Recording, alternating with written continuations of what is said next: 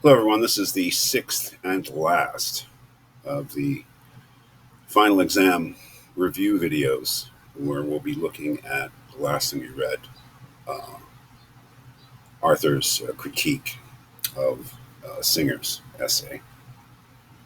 As I think I've said a couple times in class, it's actually quite interesting critique. And the conclusion is actually quite interesting, too, I think. One of the things I've definitely have respect for Peter Singer as a philosopher.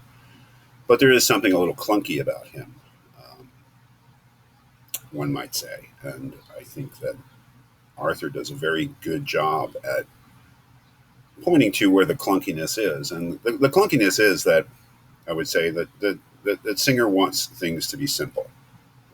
Singer wants to reduce morality or our moral duties or our moral decision making framework to a few simple principles which we then apply. And those simple principles are obvious, at least in the essay Famine, Affluence, and Morality.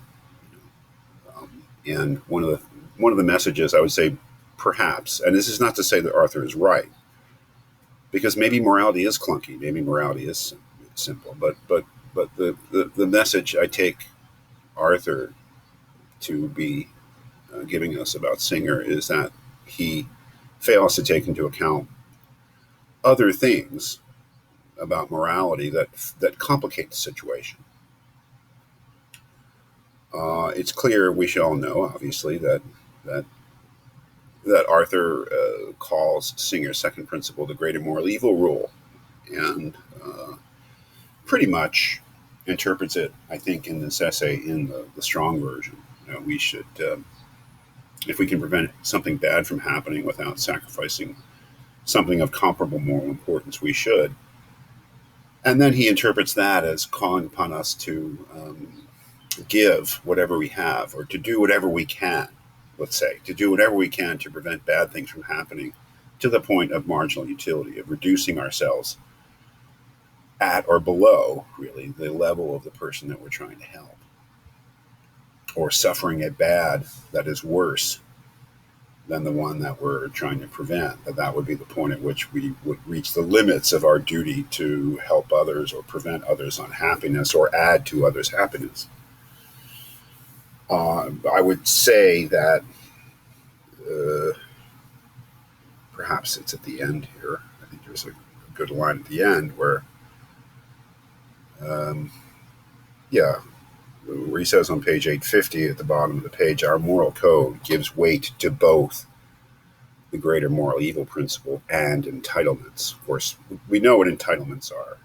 Um, his entitlements, I believe, is his catch-all term for rights and deserts.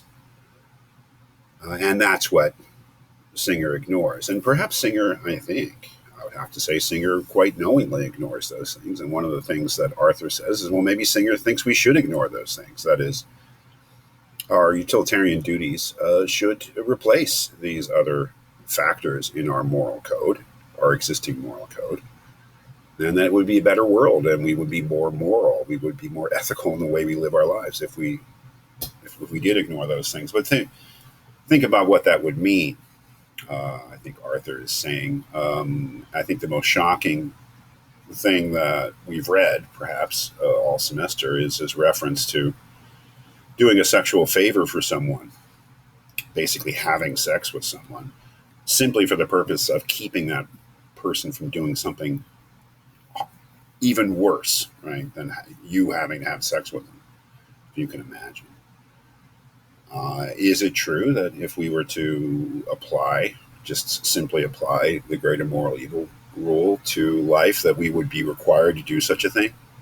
Or that we would be morally required, to give up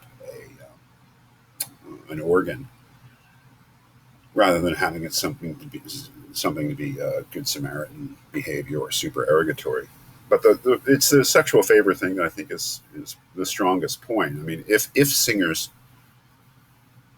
principles do actually or would actually require us, in very unlikely circumstances that it would ever happen, but if they would actually require us to do such a thing, then there's probably something wrong with Singer's approach to morality. That is, not that he's totally wrong, but that he fails to take into account certain things. And that's a pretty strong point. What does he fail to take into account? Rights and deserts. I have a right to my own body, and that needs to be taken into account when we're talking about the kind of sacrifices that I can be said to be morally required to make. That it may be that I have to give up an organ to be moral, but it's not. It's a special case because of I don't know. Could I be said to be unjust to somebody if I fail to give them one of my organs that I don't absolutely need to live?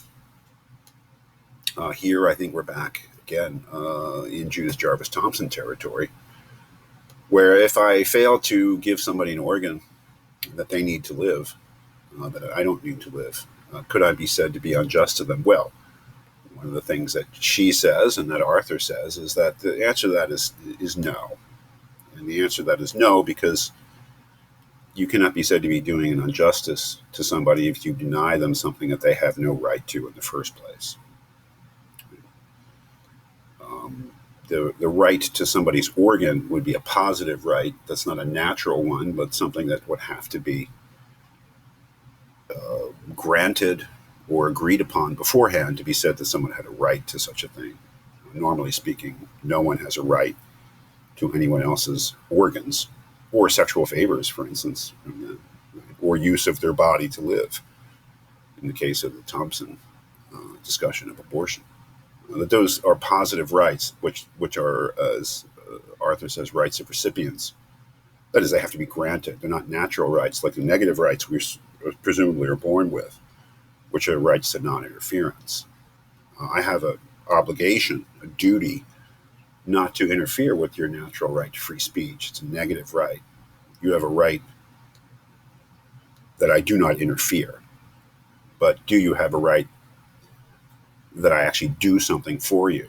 And if I deny you that right, or if I deny you that service, am I doing you an injustice? Well, only if you have a positive right to that thing, and it's not really clear in many cases how that would actually come about. Negative rights are things like freedom of speech, freedom of religion. Positive rights are things like, say, a right to health care, as we discussed in class. I mean, a right to health care would be a right to have somebody do something for you. And do we have such positive rights that require other people to do things for us, to give us things, so that if they don't, they're doing us an injustice? Well, that has to be thought of very, very clearly. Other things like deserts, the general idea of entitlements, deserts, the issue of the farmer who has a surplus. What are their duties or obligations to another farmer who is in need, but is in need because they didn't work hard enough to feed themselves?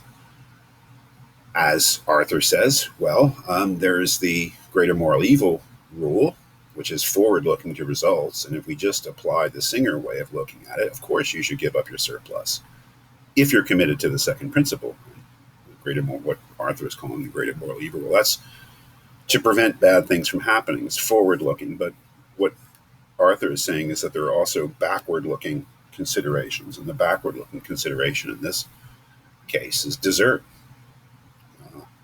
How did the two farmers get into the situations they are? No, it just doesn't mean necessarily that the farmer with the surplus doesn't have an obligation to help the farmer who's starving.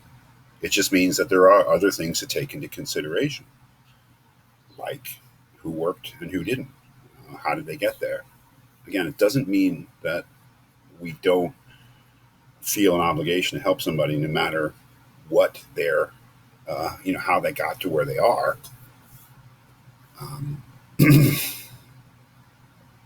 It just means that there are other things to take into consideration. And I think that that's a very interesting place to end the course. Because in a certain respect, what we're saying is that the two moral theories that we started out with, utilitarianism and Kantianism, are very much a part of our moral intuitions, the way that we approach questions of ethics and morality in the world. And that they, don't necessarily harmonize so well with each other. That's something I've told you from the beginning, that Kantianism and utilitarianism as moral theories really can't both be right. So it seems that you have to choose between them. But what we find in actual practice when we are dealing with moral issues, trying to come to some decision in a difficult moral situation, is that we can't ignore either of them because both of them are part of us and are part of our way of looking at the world. And what this means is that we have to balance, we have to make compromises. We sometimes make difficult decisions where we're not happy with our decision, but we probably feel that it's the best decision that we could make. Um, for instance, let's say that you are the farmer with the surplus and you worked really hard all summer and fall to bring in your crop, and you do have a surplus. But your neighbor who went fishing most of the summer is down the road, is starving, and their family is starving. Uh, I think that probably most of us would bite the bullet and give what we could to save the lives and prevent the suffering of the other farmer and their family. But we may feel a little bit like, wow, we may feel a little unsatisfied because we may feel that we got taken advantage of. But that's the price to pay to fulfill one half of it. Or it may be that we would really like to help somebody, but we feel like the sacrifice would be too great on our part, so that we decide not to help them, relying upon our autonomy, our principle of our rights, but that we may have a lingering feeling of guilt or regret that we didn't help, but we may feel that nonetheless we made the right decision. For instance, in the Jane scenario that I gave you, she gets on the bus, and she gets on the bus and leaves the kid. And it may be that she's comfortable with that decision insofar as she feels like that was the right decision. Let's say that she had to get to work. She felt like it was really important for her to get to work on time.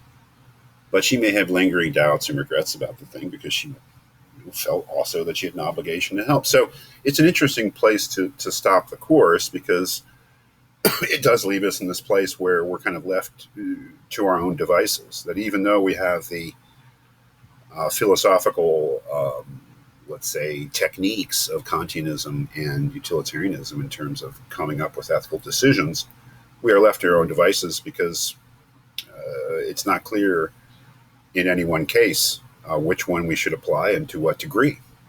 And we have to make judgments and just difficult decisions on our own.